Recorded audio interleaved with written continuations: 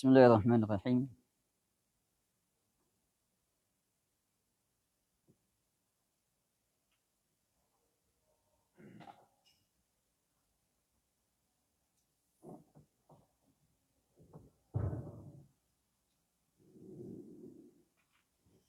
Assalamualaikum warahmatullahi wabarakatuh. Alhamdulillahi ala ihsanih wa syukru lahu ala taufiqihi wa amtinanih.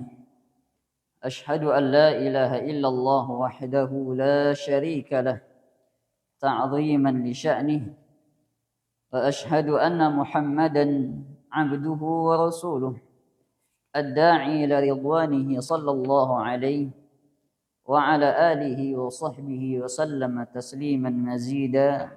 Amma ba'd. Para jamaah sekalian, Bapak Ibu yang semoga senantiasa dirahmati Allah Subhanahu wa taala. Kembali kita melanjutkan pembahasan dari kitab Syarhus Sunnah karya Al-Imam Ismail ibn Yahya Abu Ibrahim Al-Muzani rahimahullahu taala.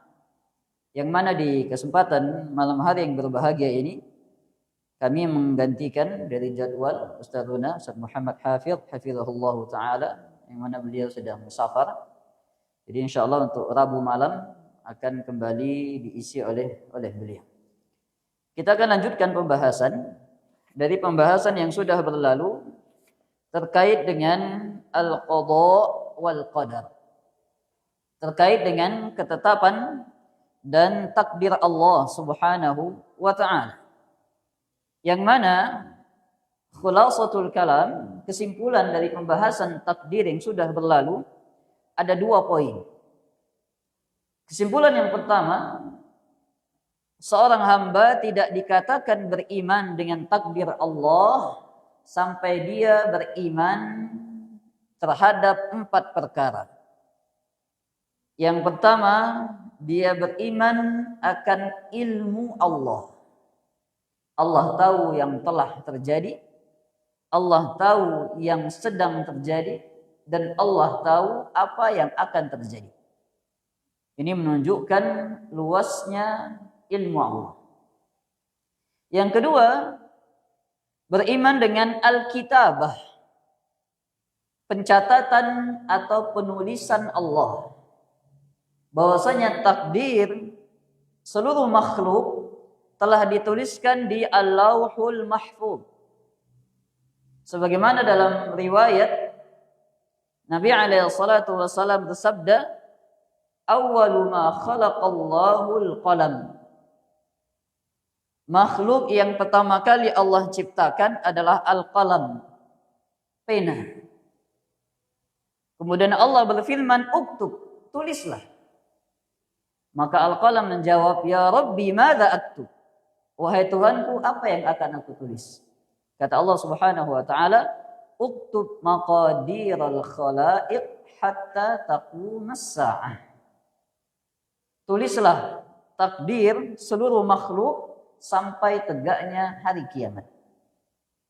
Dan hadis ini diperjelas lagi dengan bahwasanya penulisan takdir telah dilakukan bi khamsina alfasanah, 50.000 tahun sebelum penciptaan langit dan bumi. Ini yang kedua. Yang ketiga, beriman dengan al-masyiah wal iradah. Beriman dengan kehendak dan keinginan Allah. Apa yang Allah inginkan terjadi, ma lam yasha lam yakun. Apa yang Allah tidak inginkan, maka tidak akan terjadi. Sehingga segala sesuatu yang ada di langit dan di bumi, di alam semesta, terjadi segala sesuatu tersebut dengan keinginan dan kehendak Allah. Sebagaimana Allah Subhanahu wa taala menciptakan langit dan bumi. Terbentuknya langit dan bumi semuanya dengan keinginan dan kehendak Allah, bukan terjadi dengan tiba-tiba. Sebagian orang barat mengatakan dengan teori namanya teori Big Bang. Terjadi ledakan besar demikian dan demikian, seolah-olah alam semesta ini terbentuk dengan sendirinya. Padahal ada Allah Zat yang maha menciptakan dan maha berkehendak. Yang keempat adalah beriman dengan al-khalq, dengan penciptaan Allah. Maknanya segala sesuatu yang ada di alam semesta semuanya ciptaan Allah. Diri kita, apa yang kita lakukan semuanya makhluk ciptaan Allah Subhanahu wa taala. Ini kesimpulan yang pertama. Kesimpulan yang kedua, dua kelompok yang menyimpang dalam masalah takdir, yang pertama qadariyah, yang kedua jabriyah. Ini dua kelompok yang menyimpang dalam masalah takdir. Dan sudah kita bahas penyimpangannya. Qadariyah, mereka mengingkari ilmu Allah. Qadariyah mengatakan Allah tahu sesuatu itu terjadi setelah kita melakukan. Ini kalimat kufur. Sepakat para ulama mengatakan kafir bagi yang mengingkari ilmu Allah. Demikian Qadariyah mengatakan makhluk menciptakan perbuatannya sendiri. Apa yang kita lakukan murni kehendak kita, bukan kehendak Allah. Maka ini pun keliru. Yang kedua Jabriyah. Jabriyah sebaliknya. Mereka ekstrim dalam bersandar kepada takdir. Sehingga ketika ada yang melakukan perbuatan dosa dan maksiat, mereka mengatakan qadar Allah. Ini takdir Allah. Maka ini keliru. Maka yang benar dari yang pertengahan Ahlussunnah wal Jamaah, bahwasanya kita manusia, kita makhluk, kita punya kehendak, kita punya kekuatan untuk memilih. Hanya saja kehendak kita, pilihan kita itu di bawah kehendak Allah. Sebagaimana disebutkan di akhir surat At-Takwir, wa ma tasyauna illa ayyasha Allahu rabbul alamin. Apapun yang kalian inginkan, yang kalian kehendaki, maka semuanya di bawah kehendak dan keinginan Allah Subhanahu wa taala. Maka ini kesimpulan dari pembahasan takdir dari pembahasan sebelumnya. Dan di dua bab setelahnya atau dua pembahasan setelahnya masih akan disinggung terkait dengan takdir, hanya saja disinggung secara ringkas. Kita masuk pembahasan berikutnya. Qala al-Imam al-Muzani rahimahullahu taala. Al-Imam al-Muzani sekarang akan bercerita membahas tentang penciptaan Nabi Adam alaihissalam. Yang mana sebelumnya sudah dijelaskan terkait dengan malaikat. Kata beliau, "Tsumma khalaqa Adama biyadihi." Kemudian Allah menciptakan Nabi Adam dengan tangannya. Wa askanahu jannatahu. Kemudian Allah menempatkan Nabi Adam di surganya. Wa qabla dzalika lil ardi khalaqahu. Dan Allah Subhanahu wa taala menciptakan Adam sebelum itu lil ardi, untuk menempati bumi. Akan dibahas nanti. Allah Subhanahu wa taala asalnya menginginkan Nabi Adam untuk tinggal di bumi. Tapi sebelumnya Allah tempatkan dulu di dalam surga, kemudian terjadilah sebuah sebab yang menjadikan Nabi Adam alaihissalam tinggal di bumi. Akan datang penjelasan. Wa nahahu an syajaratin qad nafadha qada'uhu alaihi bi akliha. Dan Allah melarang Nabi Adam untuk mendekati sebuah pohon yang sungguh telah berjalan ketetapan Allah atas Nabi Adam biakliha, dengan sebab memakannya. Tsumma ibtalahu bima nahahu anhu minha. Kemudian Allah menguji Nabi Adam terhadap sesuatu yang Allah larang beliau darinya. Tsumma sallata alaihi aduwahu fa'aghwahu alaiha. Kemudian Allah menjadikan musuhnya Nabi Adam, yakni iblis, berkuasa atas beliau. Kemudian iblis menyesatkan Nabi Adam atasnya. Wa ja'ala aklahu laha ilal ardi sababan. Kemudian Allah Subhanahu wa taala menjadikan perbuatan Nabi Adam memakan dari pohon itu sebab beliau diturunkan ke bumi. Maka di sini kita akan bahas nanti terkait dengan sebab musabbab atau sebab akibat. fama wajada ila tarki akliha sabila wala anhu laha madhaban. Dan Nabi Adam alaihissalam dia tidak bisa keluar dari ketetapan dan takdir Allah Subhanahu wa taala. Baik. Sekarang kita bahas ucapan Al-Imam Al-Muzani yang pertama. Kata beliau, "Tsumma khalaqa Adama biyadihi." Kemudian Allah menciptakan Nabi Adam dengan tangannya. Ucapan dari Al-Imam Al-Muzani ini mirip dengan firman Allah Subhanahu wa taala di dalam surat Shad. Ketika Allah berkata kepada iblis, "Qala ya iblis ma mana'aka an tasjuda lima khalaqtu bi yadayya." Kata Allah Subhanahu wa taala dalam surat Shad ayat yang kelima, "Wahai iblis, apa yang membuatmu enggan untuk sujud kepada Adam yang telah aku ciptakan dengan kedua tanganku?" Di ayat ini Allah perintahkan iblis sujud kepada Adam. Hal yang maklum yang kita ketahui, tidak boleh makhluk sujud dengan makhluk. Makhluk itu hanya boleh sujud kepada Khaliq, kepada Allah. Di dalam surat Al-Jin, Allah Subhanahu wa taala ingatkan, "Wa annal masajida lillahi fala tad'u ma'allahi ahada." Bahwasanya al-masajid, masajid maknanya dua, tempat sujud atau masjid. Yang kedua, anggota-anggota sujud. Bahwasanya anggota sujud dan masjid itu milik Allah semuanya. Maka janganlah kalian berdoa, bersujud, meminta kepada seorang pun dari selain Allah. Tapi kenapa di sini iblis Allah perintahkan untuk sujud kepada Adam alaihissalam? Maka perlu dipahami, di masa itu belum ada pelarangan, pengharaman sujud kepada makhluk. Dari zaman Nabi Adam alaihissalam sampai masa Nabi Isa, Allah masih memperbolehkan seseorang untuk sujud kepada orang lain dalam rangka penghormatan. Dan syariat ini dihapuskan ketika diutus Nabi Muhammad sallallahu alaihi wasallam. Apa dalilnya? Di antara dalilnya adalah kisah Nabi Yusuf alaihissalam. Bagaimana di akhir kisah Nabi Yusuf alaihissalam, 11 dari saudara-saudaranya Yusuf, kemudian ibunya dan ayahnya, 13 orang ini sujud kepada Nabi Yusuf alaihissalam dalam rangka penghormatan. Menunjukkan di masa itu masih diperbolehkan.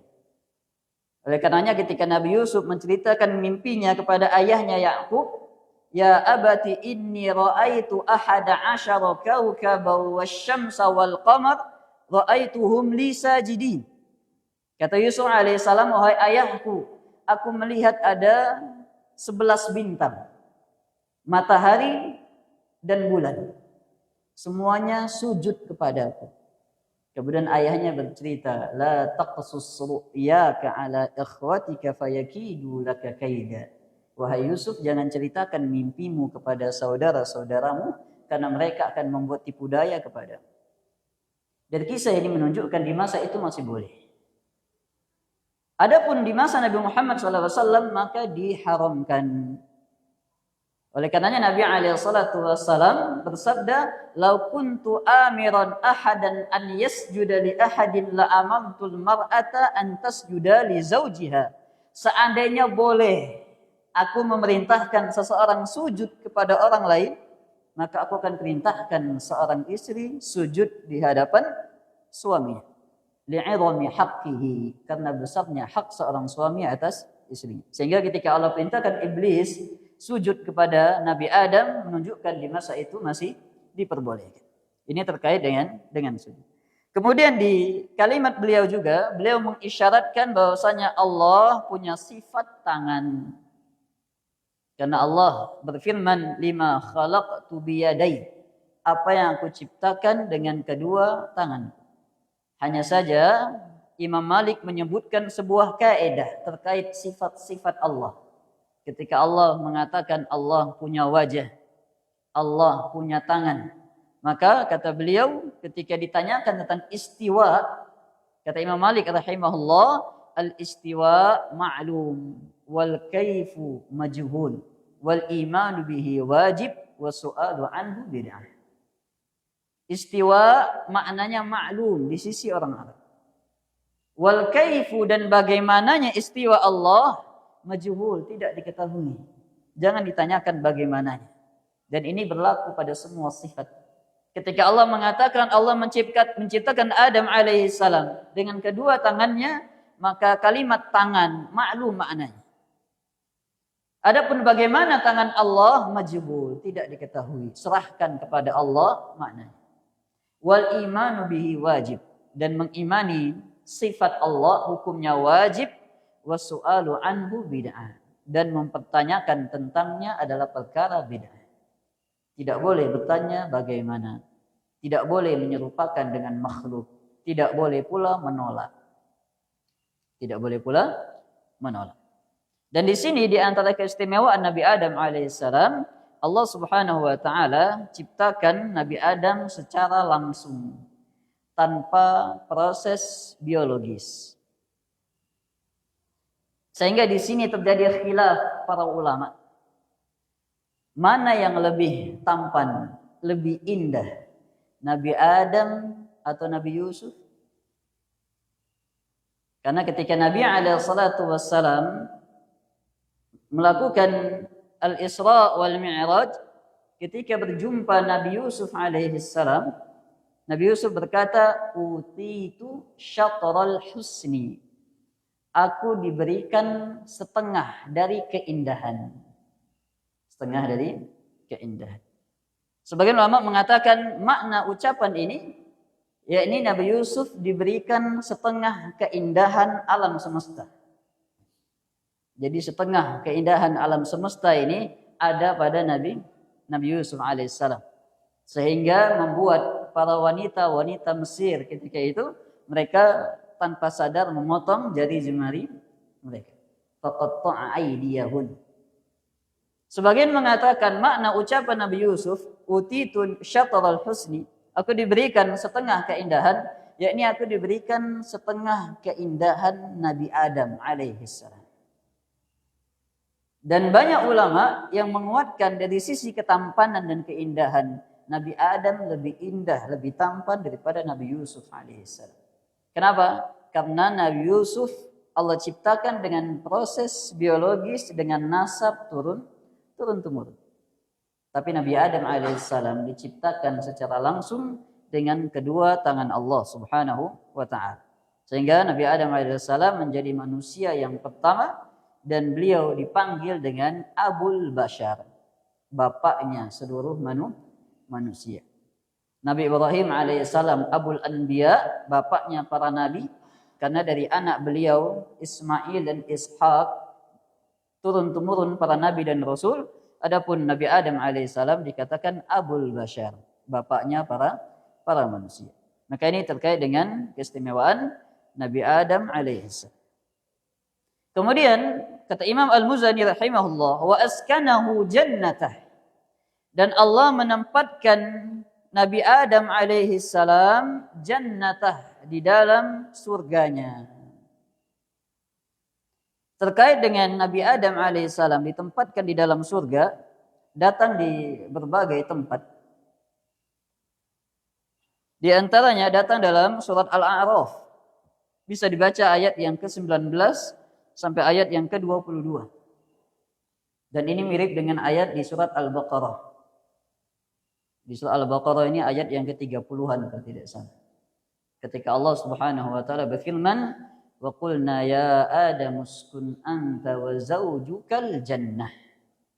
Kata Allah, kami katakan wahai Adam, tinggallah engkau dan zawjuk, yakni pasanganmu dan istrimu, al-jannah, di dalam surga.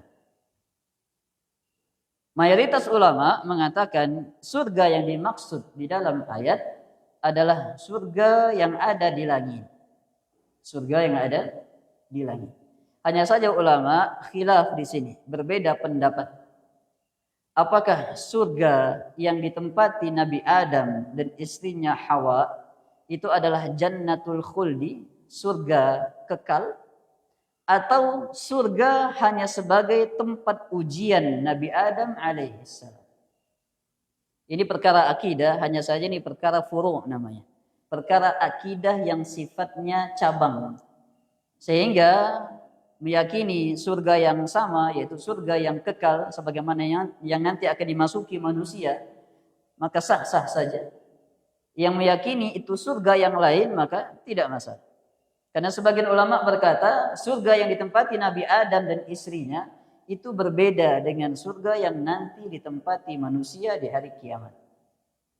Karena surga yang ditempati manusia di hari kiamat itu adalah jannatul khuldi, surga yang kekal. Isi semuanya kenikmatan-kenikmatan, tidak ada ujian. Adapun surga yang dihuni oleh Nabi Adam alaihissalam sebelum diturunkan ke bumi, kata mereka, itu hanya surga yang memang dikhususkan untuk Adam dan istrinya. Kenapa? Karena di dalam surga itu masih ada ujian-ujian, masih ada larangan-larangan. Dalam keadaan di dalam surga tidak ada lagi ujian-ujian dan larangan-larangan. Dan ala kulli hal Nabi Adam alaihissalam dan istrinya tinggal asalnya di dalam surga. Dan di ayat itu Allah Subhanahu wa taala menyebutkan kalimat wazaujuka, zauj dan istrimu. Kenapa Nabi Adam alaihissalam disiapkan pasangan di dalam surga?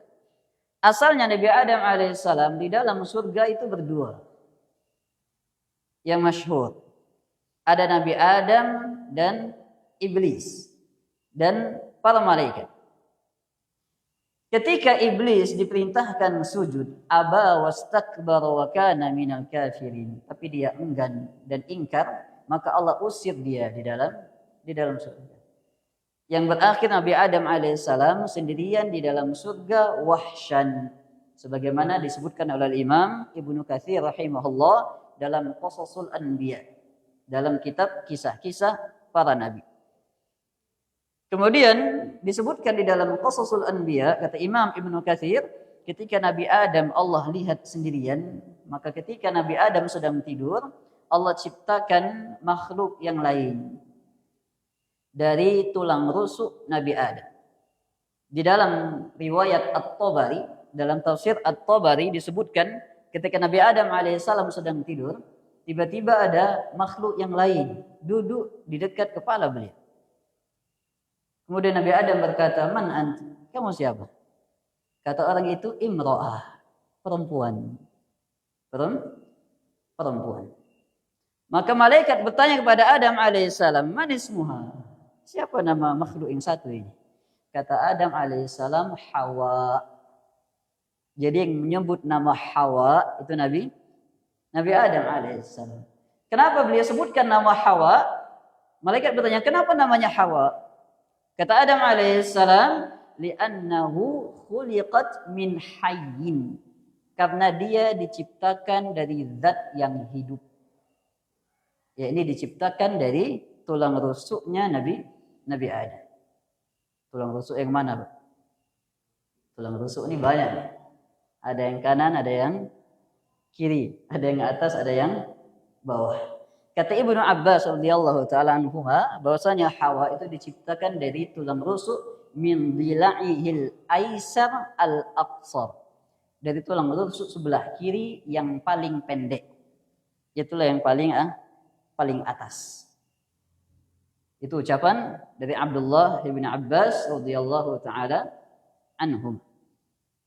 Dan ini dikuatkan dengan hadis Nabi alaihi salatu wassalam, innal mar'ata khuliqat min dhila'.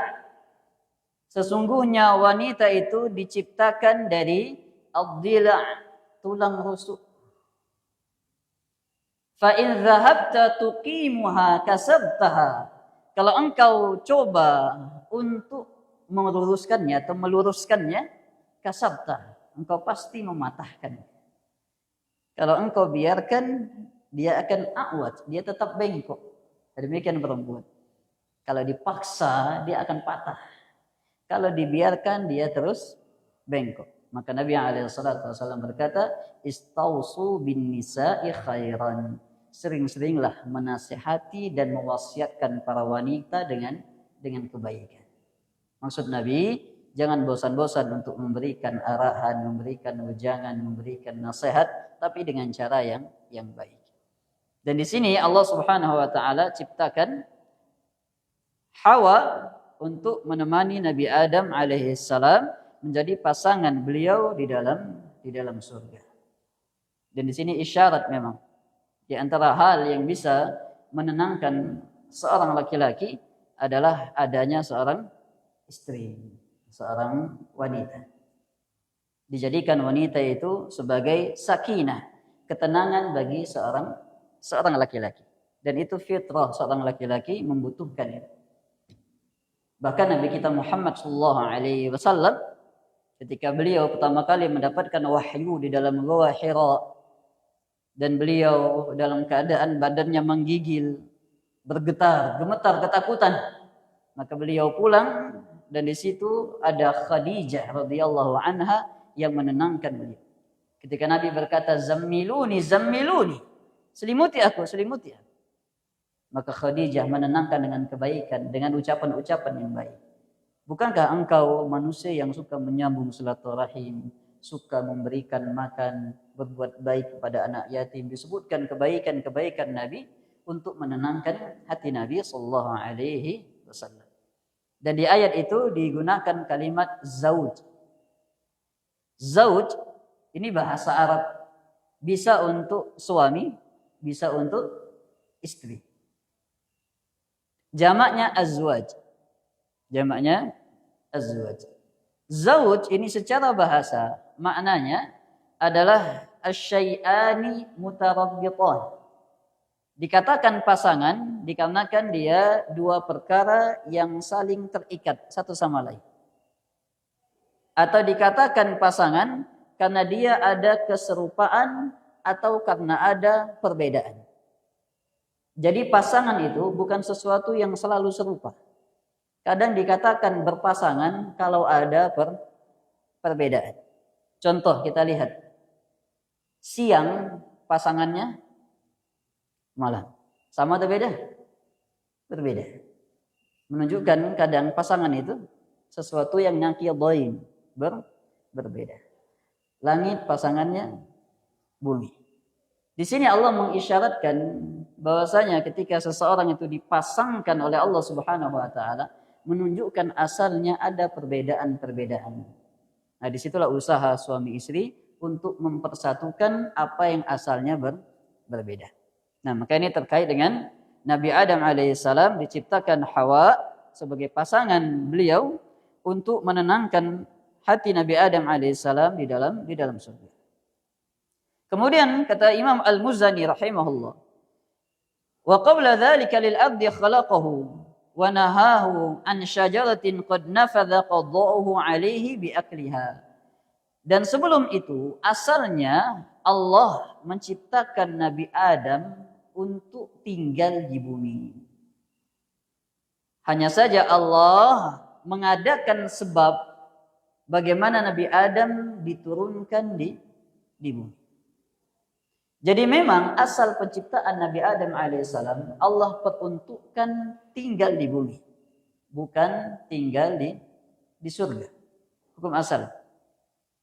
Dan di sini Allah mengajarkan kita, Allah memberitahu apa sebab Nabi Adam diturunkan dari bumi atau dari surga ke bumi. Tidak tiba-tiba langsung di bumi, tapi diturunkan dari surga ke bumi.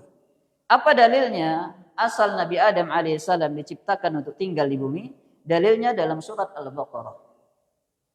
Ketika Allah Subhanahu wa taala berkata kepada para malaikat, wa idh qala rabbuka lil malaikati inni ja'ilun fil ardi khalifah.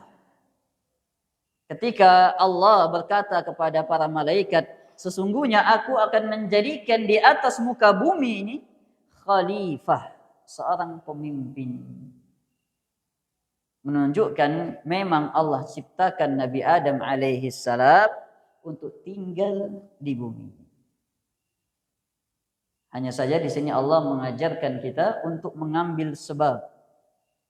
Tidak tiba-tiba Nabi Adam muncul di bumi, tapi diciptakan dulu, dimasukkan ke dalam surga, kemudian Allah berikan sebab Nabi Adam memakan dari sebuah pohon, kemudian diturunkan ke atas bumi.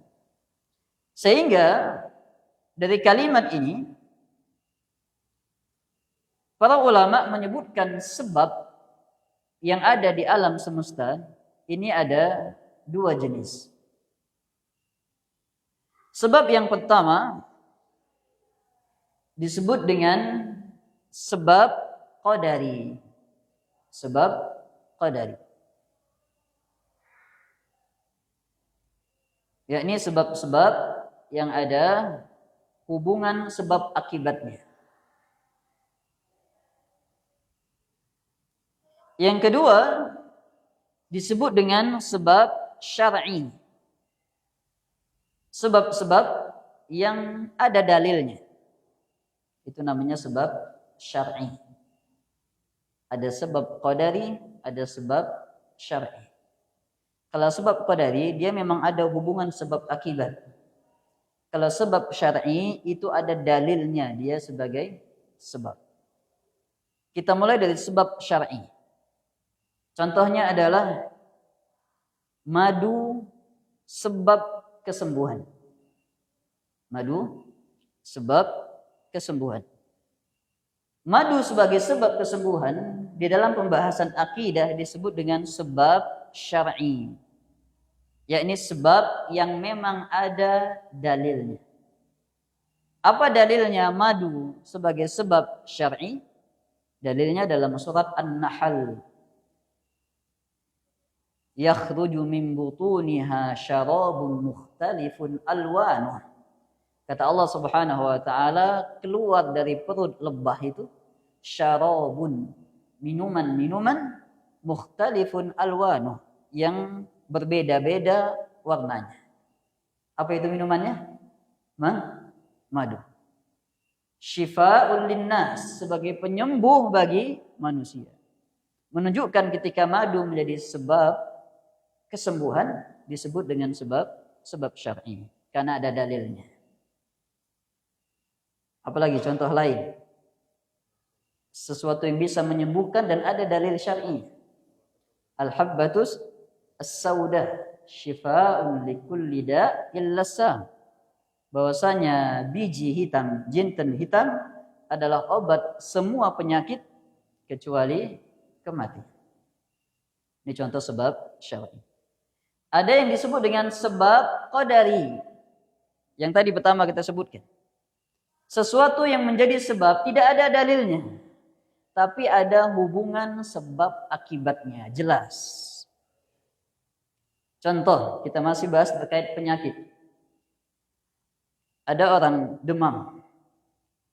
Di antara sebab yang menurunkan panas adalah minum apa? Paracetamol. Sehingga paracetamol tadi menjadi sebab turunnya panas. Ada tidak dalil tentang paracetamol? Tidak ada. Baik Al-Quran maupun sunnah. Tapi secara medis, secara hubungan sebab akibat, ada unsur pada paracetamol yang bisa menjadi sebab menurunkan panas. Jadi kita pegang dua jenis sebab ini. Ketika ada sebuah atau sesuatu yang dianggap sebab, tidak secara syar'i, tidak secara qadari, maka dia bisa jatuh kepada kesyirikan atau dia bisa jatuh kepada perkara bid'ah. Contoh, ada yang sakit, dimasukkan batu bacan ke dalam gelas. Katanya kalau minum ini bisa mengobati sakit liver katanya. Ketika ada yang mengatakan batu bacan sebab mengobati penyakit liver, maka kita kembalikan kedua sebab ini. Apakah ada sebab syar'i, ada dalilnya batu bacan menjadi obat? Secara syar'i? Tidak. Apakah secara hukum qadari, sebab akibat ada hubungannya batu bacaan dengan liver? Jawabannya tidak. Berarti dia bisa jatuh ke dalam kesyirikan atau perkara bid'ah. Dari sini kita tahu kenapa jimat-jimat itu diharamkan. Kenapa? Karena jimat-jimat yang dianggap sebab tadi ternyata secara syar'i, secara qadari tidak ada hubungan sebab akibat. Maka ini perlu dipahami. Dan di sini Allah Subhanahu wa taala mengajarkan kita di kisah Nabi Adam. Kenapa tidak langsung Nabi Adam diciptakan di atas muka bumi? Harus di surga dulu, kemudian dikeluarkan. Karena Allah ingin mengajarkan kita tentang sebab akibat. Sama seperti kisahnya Maryam. Maryam radhiyallahu taala anha, ketika beliau akan melahirkan Nabi Isa alaihissalam. Beliau melahirkan Nabi Isa alaihissalam di sisi pohon kurma. Kata Allah Subhanahu wa taala kepada Maryam, "Wa huzzi ilaiki bi jid'in nakhlati tusaqit 'alaiki rutaban janiyya." Kata Allah Subhanahu wa taala kepada Maryam, goyangkanlah pohon kurma itu. Nanti akan jatuh kepadamu kurma-kurma muda. Yang pernah haji atau umroh, tahu ya pohon kurma? Tahu. Pohon kurma itu kerasnya seperti apa? Batang kelapa atau batang sawit. Kalau ada satu laki-laki menggoyangkan pohonnya, jangankan buahnya jatuh, pohonnya saja tidak goyang. Di sini yang diperintahkan menggoyangkan, memukul pohon kurma itu adalah seorang perempuan yang sedang makhad, sedang kontraksi, yang lemah akan melahirkan seorang anak. Tapi perintahkan untuk memukul, menggoyang pohon kurma, dan ternyata jatuh buahnya. Di sini Allah Subhanahu wa taala mengajarkan kita untuk mengambil sebab saja. Untuk mengambil sebab. Lakukan sebab-sebab yang sifatnya syar'i atau sebab yang sifatnya qadari. Kalau keluar dari dua jenis sebab ini bisa jatuh ke dalam kesyirikan, bisa jatuh ke dalam bid'ah. Nah, maka ini yang perlu dipahami terkait pembahasan sebab. Dan pembahasan ini dibahas sebenarnya panjang lebar pada pembahasan di kitab Tauhid terkait dengan at-tamaim war-ruqa, tentang jimat-jimat dan ruqyah. Nah, dan sudah ada ya Ustaz yang membahas kitab Tauhid, dan insyaallah sudah sering didengarkan terkait dengan pembahasan sebab. Kemudian kata Imam Al-Muzani, "Tsumma batalahu bima nahahu anhu minha." Kemudian Allah menguji Nabi Adam alaihissalam dengan apa yang Allah larang darinya. Dan sudah kita bahas pada pertemuan sebelumnya terkait perdebatan antara Nabi Musa dan Nabi Adam alaihissalam. Ketika Nabi Musa berkata kepada Nabi Adam, "Ya Adam, anta abuna khayyabtana wa akhrajtana minal jannah." Wahai Adam, engkau adalah bapak kami, kata Musa alaihissalam. Tapi engkau yang membuat kami rugi dan mengeluarkan kami dari surga. Maka Adam membantah. Kata Adam alaihissalam, "Ya Musa, istafaka Allahu bikalami wa khattalaka biyadihi. Atalumuni ala amrin qaddarahu Allahu alayya qabla an yakhluqani bi 40 sanah." Wahai Musa, Allah telah memilih dirimu dengan kalamnya. Dan Allah telah menuliskan untukmu wahyu dengan tangannya. Apakah engkau mencela aku terhadap apa yang Allah sudah takdirkan kepadaku? Fahajja Adamu Musa. Maka Nabi Adam membantah Nabi Musa. Pada kisah ini para ulama menyebutkan 3 poin yang perlu dipahami.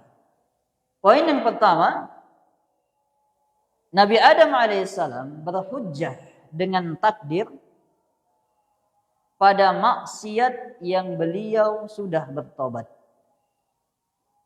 Pada dosa yang beliau sudah bertobat. Jadi ketika ditanyakan kenapa engkau membuat kami keluar dari surga, dan Nabi Adam alaihissalam, ini sudah takdir Allah. Jadi beliau berhujjah dengan dosa yang beliau lakukan dengan takdir. Tapi dosa yang beliau sudah bertobat. Sehingga boleh kita berhujjah dengan takdir pada dosa yang kita sudah bertobat. Nah, jadi misal dulu kita tidak salat, kemudian ada yang bertanya, kenapa dulu antum tidak salat? Qadarullah.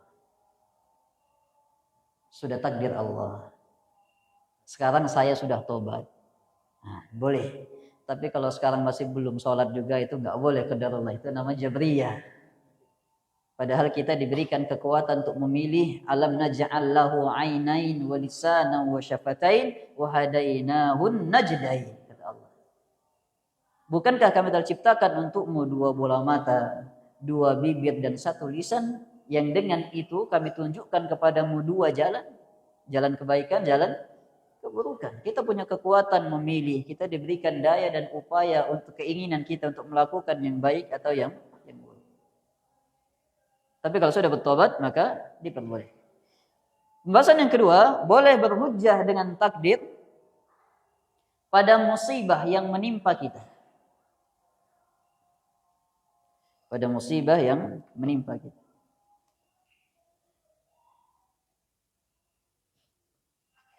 Di sini Nabi Adam alaihissalam berhujjah dengan takdir pada musibah yang menimpa beliau. Apa musibah yang menimpa beliau? Yakni dikeluarkan dari surga. Nah, misal ada yang makan harta riba atau bermuamalah dengan riba. Kemudian dia terkena musibah bangkrut. Maka boleh dia berkata qadarullah. Yakni bukan karena ribanya, karena dia tertimpa musibah. Nabi Adam alaihissalam bersandar dengan takdir pada musibah yang menimpa beliau. Kemudian catatan yang ketiga ini termasuk yang penting juga. Nabi Musa alaihissalam tidak mencela Nabi Adam karena maksiat, karena dosa, tapi karena musibah yang menimpa Nabi Adam. Jadi yang diperdebatkan Nabi Musa itu bukan dosa yang dilakukan Nabi Adam, tapi yang diperdebatkan Nabi Musa alaihissalam adalah musibah ketika dikeluarkan dari surga. Karena kita tidak boleh mencela seseorang dengan maksiat yang dia sudah bertobat darinya. Ini perlu dipahami. Tidak mungkin Nabi Musa alaihissalam mencela Nabi Adam karena dosa memakan buah dari sebuah pohon. Karena Nabi Adam sudah bertobat. Dan ini pelajaran untuk kita ketika ada seseorang jatuh dalam dosa dan maksiat dan dia sudah bertobat, tidak halal bagi kita mencela dosa yang dia lakukan. Haram, tidak boleh. Karena dia sudah bertobat. Kecuali kalau dia masih melakukan dan dia minal mujahirin, dia terang-terangan, itu beda lagi urusannya. Tapi kalau dia jatuh dalam dosa dan dia sudah bertobat dari dosa itu, tidak halal mencela.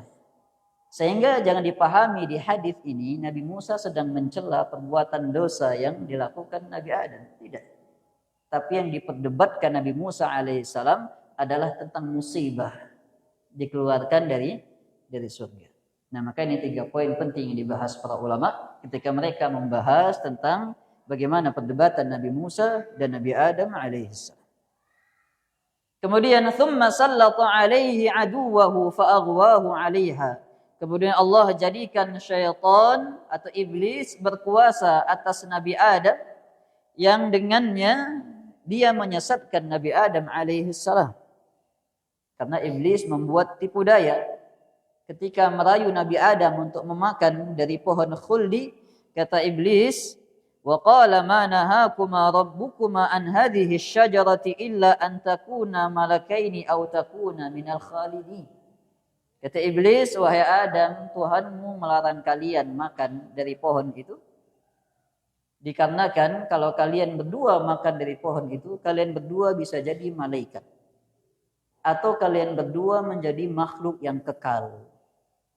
Jadi Tuhanmu tidak mau kalian jadi malaikat, tidak mau kalian jadi kekal. Jadi kalau mau jadi malaikat atau kekal, makanlah dari pohon. Maka di situ Nabi Adam alaihissalam terkena tipu daya iblis.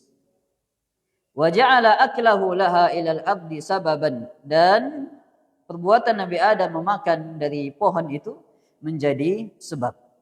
Dan para ulama rahimahumullah mereka bersilang pendapat tentang pohon apa yang dilarang oleh Allah Subhanahu wa taala untuk didekati. Sebagian mengatakan dari pohon tina, pohon tin. Qatadah berkata nakhlah, pohon kurma. Ini silang pendapat para ulama tafsir ketika menafsirkan dari asy-syajarah, dari pohon.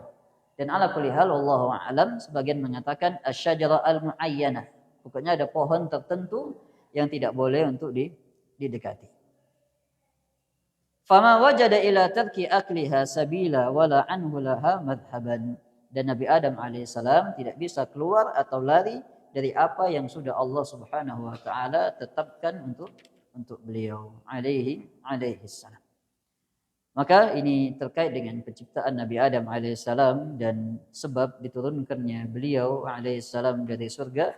Insyaallah untuk pembahasan berikutnya Al-Imam Al-Muzani akan menyinggung tentang anak keturunan Nabi Adam alaihissalam. Beliau akan sebutkan diciptakan surga untuk keturunan Nabi Adam, diciptakan neraka juga untuk keturunan Nabi Adam. Dan dengan kehendak Allah ada yang melakukan amalan-amalan ahli surga, dengan kehendak Allah pula ada yang melakukan amalan-amalan ahli neraka. Insyaallah kita akan lanjutkan di pembahasan berikutnya. Wallahu taala a'lam bis-shawab wa sallallahu ala nabiyyina Muhammadin wa ala alihi wa sahbihi wa sallam. Subhanakallahumma wa bihamdika asyhadu an la ilaha illa anta astaghfiruka wa atubu ilaik. Tafaddalu hafizakumullah. Assalamualaikum warahmatullahi wabarakatuh.